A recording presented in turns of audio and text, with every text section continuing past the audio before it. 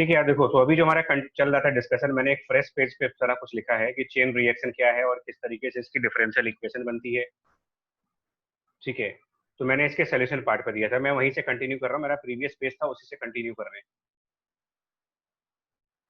तो ये जो प्रीवियस पेज था जहां पर हम लोगों ने डिफरेंशियल इक्वेशंस बनाई थी प्रीवियस सेशन में, उसी को मैंने फ्रेश पेज पर कॉपी किया है ना, यहाँ पर कैरी किया है। तो रिजल्ट आपने सही लिखा है और एनबी का जो रिजल्ट है वो सही है, मतलब आई मीन सही रिजल्ट आ रहा है कि सॉल्व करके इसे डिफरेंशियल इक्वेशन को यहाँ पर यही लिख देते हैं कि जो एनबी का सोल्यूशन आएगा, सोल्यूशन फॉर एनबी,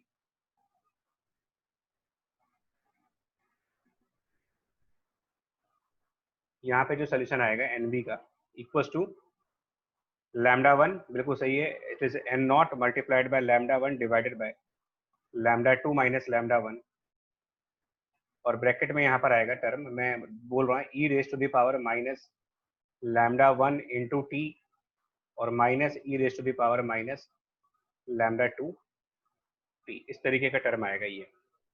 ठीक है, रखते हैं, सही है। अच्छा, प्रथम ने भी आंसर भेजा है, ठीक है, प्रथम आंसर सही है आपका भी। ठीक है, आप लोग के आंसर सही है। देखो तो अभी पॉइंट क्या है ना यहाँ पर, ये तो ठीक है, सब कुछ हो गया। ठीक है, फिजिक्स में इसका क्वेश्चन ऑलरेडी जेई में आ भी चुका है और आगे भी चांसेस है आने की। अब हम लोग ग्राफ की बात करेंगे यार, इसमें ग्राफ किस तरीके से होगा मेरा। ठीक है, और पार्टिकल सी के लिए भी हम डिस्कस करेंगे, पार्टिकल सी का क्या होगा इक्वेशन, उसको भी हम सेपरेटेड डिस्कस करेंगे। बट उससे पहले जरा ए और बी के हम ग्राफ को डिस्कस करना चाह रहे हैं कि ए और बी में ग्राफ कैसे होंगे। तो देखिएगा ग्राफ किस तरीके से बनेगा, उसको हम सेम एक्सिस पे बनाना चाहेंगे। ठीक है, जो ग्राफ आप ड्रॉ करोगे तो जो ए का ग्राफ है, ए का अगर आप बैक पेज पे देखो तो ए वाले के केस में क्या था, ए वाला तो सिर्फ डिके कर रहा है, एन एन एन ए वाला जो है वो डिके हो रहा है, इसकी इक्वेशन है N naught e raise to the power minus lambda A into P. तो इसके हिसाब से इसका जो ग्राफ बनना चाहिए, बिकॉज ये एक डिके होने का ग्राफ है, एक्सपोनेंशियली डिके हो रहा है, तो जो ग्राफ ए वाले के लिए बनेगा वो यहीं से एक्सपोनेंशियली डिके होता हुआ नीचे आएगा। एक्सपोनेंशियल डिके करता हुआ ग्राफ आप लेके आओ starting with an not, this is the graph for a.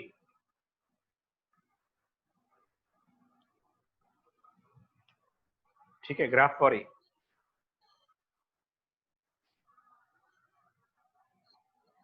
B वाले के लिए ग्राफ कैसा होगा, अगर हम बी वाले के लिए ग्राफ देखें ना, ग्राफ फॉर बी कैसा होगा,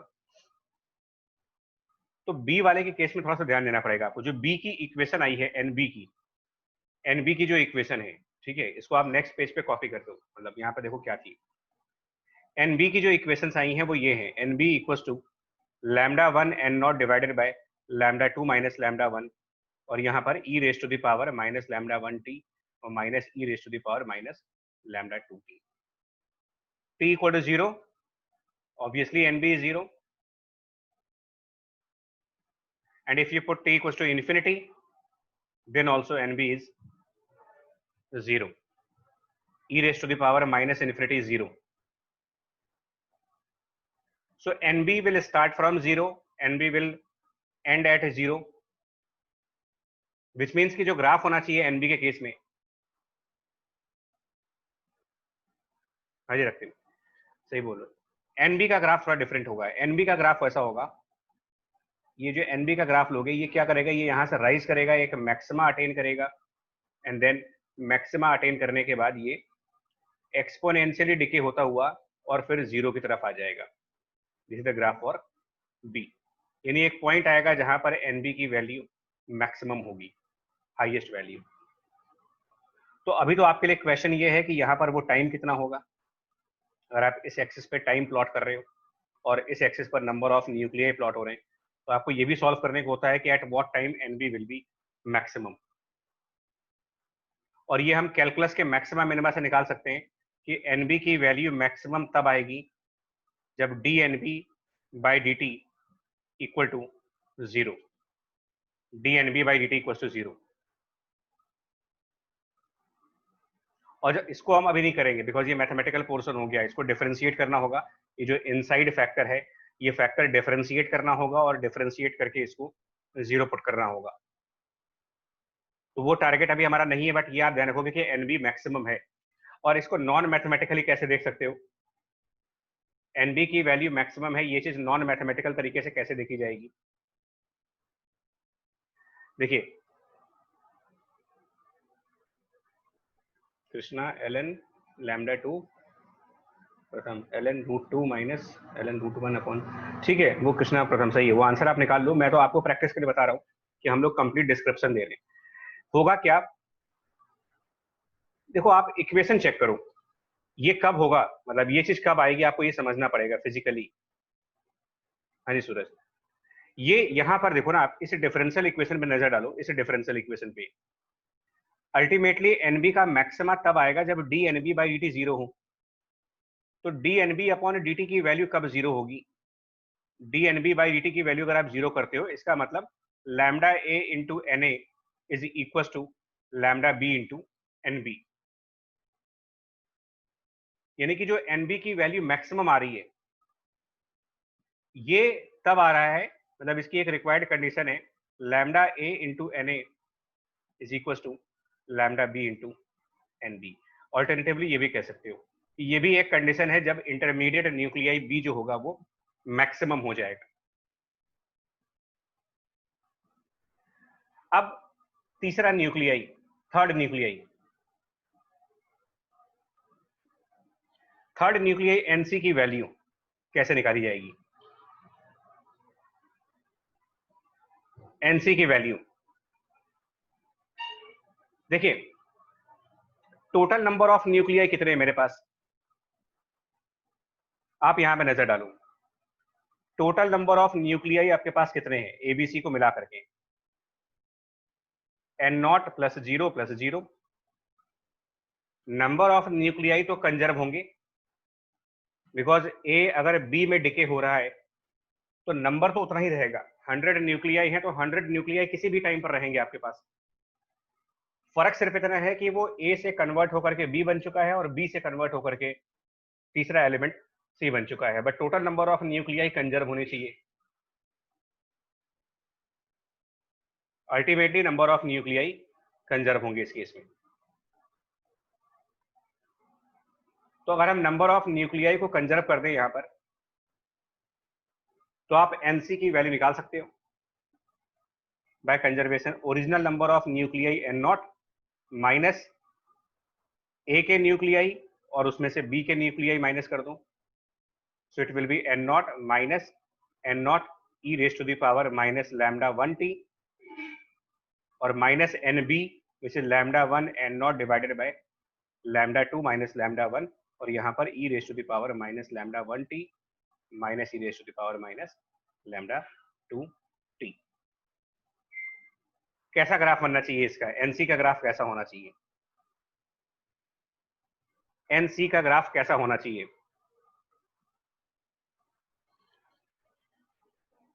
देखिए, सबसे पहले क्या था, A was N naught, B was 0, C was 0, ये था हमारे पास।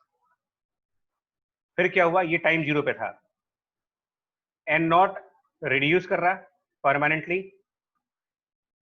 जो बी है अल्टीमेटली 0 हो जाएगा, finally it will B 0। A finally 0 हो गया बिकॉज ये दोनों रेडियो एक्टिव एलिमेंट थे, बाद में 0 हो जाएंगे। कंजर्वेशन के हिसाब से फाइनली कैपिटल सी एलिमेंट जो है थर्ड एलिमेंट, ये एन नॉट हो चुका होगा, यानी एलिमेंट सी राइज करेगा और राइज करके वो इसी लेवल एन नॉट तक आएगा। इसी लेवल एन नॉट तक आपको तीसरा एलिमेंट लाना पड़ेगा। So third element exponentially rise करता हुआ एन नॉट को टच कर जाएगा। ये इसका ग्राफ है।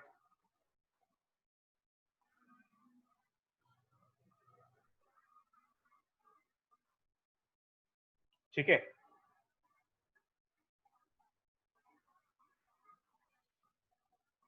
थोड़ा ध्यान दीजिए ग्राफ और इक्वेशंस के ऊपर। ग्राफ और इक्वेशंस के ऊपर पूरा फोकस होना चाहिए आपका, और इसको एक बार खुद से डिराइव करोगे, समझने के बाद पेन पेपर लेकर के एक बार खुद डिराइव करोगे, तब जाकर के ये इक्वेशंस आपको याद हो जाएंगी और इन पर बेस्ड क्वेश्चंस करे जा सकते हैं यहाँ पर, अदरवाइज दिक्कत हो जाएगी आगे। हाँ जी, कनेक्ट सही है।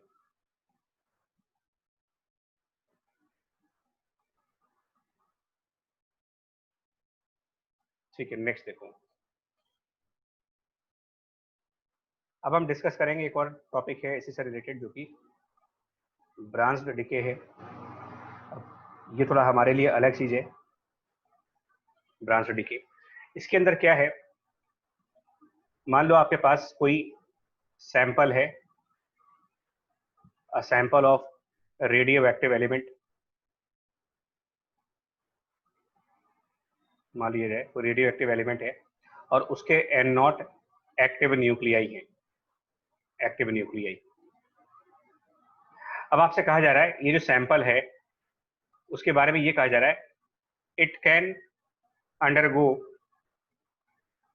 अंडरगो अल्फा डिके और it can undergo beta decay. दोनों हो सकता है, पॉसिबिलिटी दोनों की है, बिकॉज प्रोबेबिलिटी की बात हो रही है यहाँ पर। तो it can undergo alpha decay, it can go undergo beta decay, कोई भी डिके कर सकता है। और उनकी अपनी अपनी एक प्रोबेबिलिटीज दी गई है कि अल्फा डिके होने के जो चांसेस हैं, चांसेस लेट से 60% है, और बीटा डिके होने के चांसेस 40% है। अल्फा डिके होने का जो कांस्टेंट है वो लैम्डा अल्फा है, लैम्डा 1 है, और बीटा डिके होने का कांस्टेंट लैम्डा 2 है। तो after T seconds number of active nuclei क्या होंगे यहाँ पर, कितने होंगे नंबर ऑफ एक्टिव न्यूक्लियाई?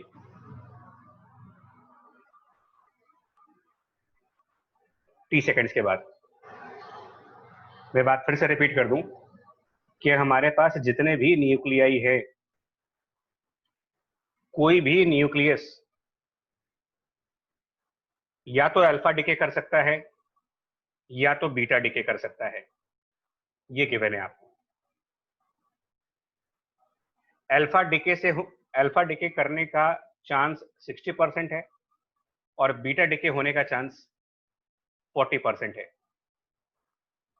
तो टी टाइम बाद कितने न्यूक्लियाई इसके अंदर एक्टिव मोड में होंगे, यानी कि अनडिकेड फॉर्म में होंगे?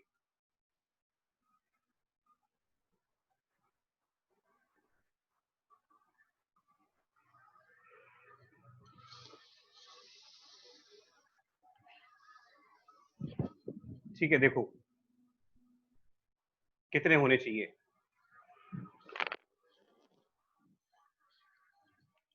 देखो, क्या आप ये बता सकते हो कि कौन से एलिमेंट अल्फा डिके करेंगे? मान लो आपके पास इस तरीके से एन नॉट न्यूक्लियाई है, ठीक है ना, मान लो आपके पास इस तरीके से, हम इसको रैंडमली डॉट सिंबल से दिखा देते हैं कि इस तरीके से मेरे पास ये सब एन नॉट न्यूक्लियाई है। ये कैसे बताओगे? फिर से वही क्वेश्चन है कि ये आप एडवांस में कैसे बताओगे, मुझे पहले से कैसे बता सकते हो कि ये वाला अल्फा डिके करेगा 1 वाला, या 2 वाला अल्फा डिके करेगा, या 3 वाला अल्फा डिके करेगा, या 4 वाला करेगा, या 5 वाला करेगा, या 6 वाला करेगा? कौन सा अल्फा डिके करेगा, इस चीज को पहले से कैसे बताओगे आप? बिकॉज ये स्टैटिस्टिकल फिजिक्स है। मैं बार बार आपसे कह रहा हूं, out of N naught nuclei, out of N naught nuclei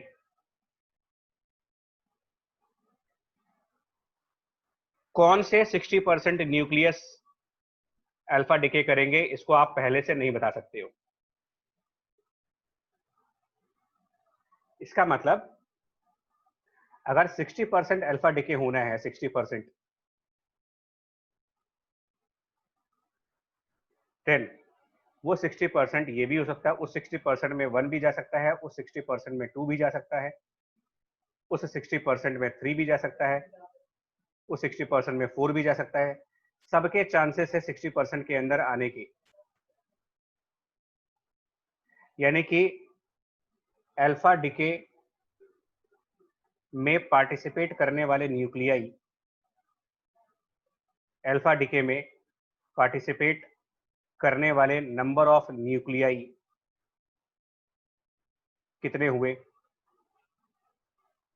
out of N not 60%, और वो 60% प्री स्पेसिफाइड नहीं है, 60% प्री स्पेसिफाइड नहीं है कि ये वाले 60%, उस एन नॉट में से कोई भी हम 60% ले सकते हैं। तो ये 0.6 एन नॉट अल्फा डिके करेंगे। और बीटा डिके पार्टिसिपेट करने वाले कितने हैं? तो ये भी पार्टिसिपेट करने वाले, ये भी आपके नंबर ऑफ न्यूक्लियाई कितने हैं? 40%। बट ये 40% किस चीज का निकालोगे आप? ये भी उसी एन नॉट का होगा, 0.4 एन नॉट।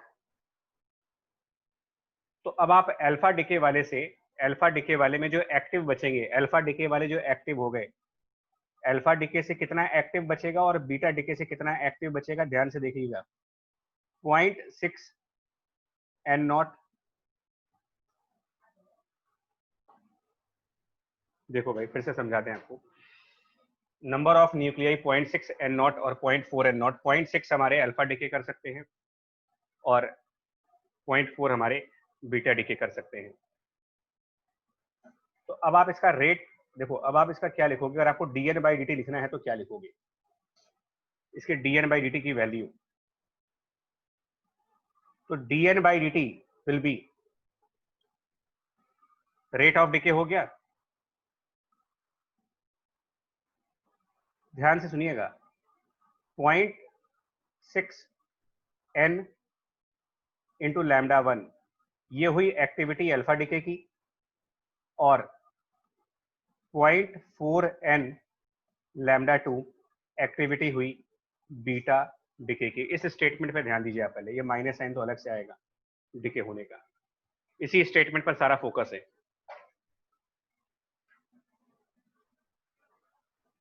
एक्टिविटी जो इसकी देखी जाएगी, एक्टिविटी आप क्या देखोगे? 60% न्यूक्लियाई, 60% न्यूक्लियाई,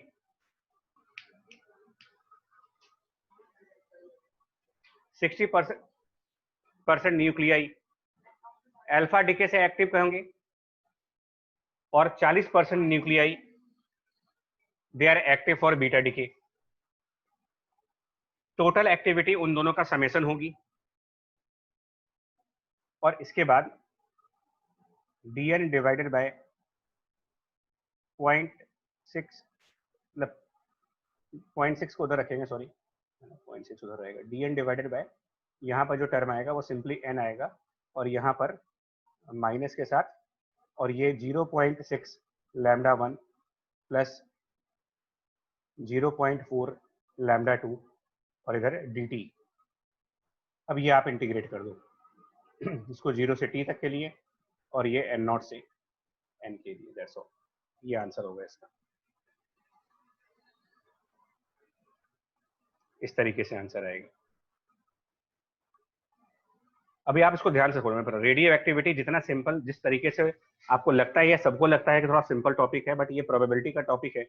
ये पॉइंट्स को एब्जॉर्ब कर पाना, मतलब माइंड लेवल पर, अपने ब्रेन के लेवल पर इस बात को एब्जॉर्ब कर पाना कि हाँ किस तरीके से डिस्ट्रीब्यूशन होगा हमारा। हाँ नहीं सर, ये 0.6 0.4 का कंसेप्ट ध्यान दीजिएगा, ठीक है। चलिए नेक्स्ट क्लास में इसके आगे का डिस्कस करेंगे, आज के लिए इतना ही रख रहे हैं, ठीक है। एंड कर रहे हैं मीटिंग यार अभी।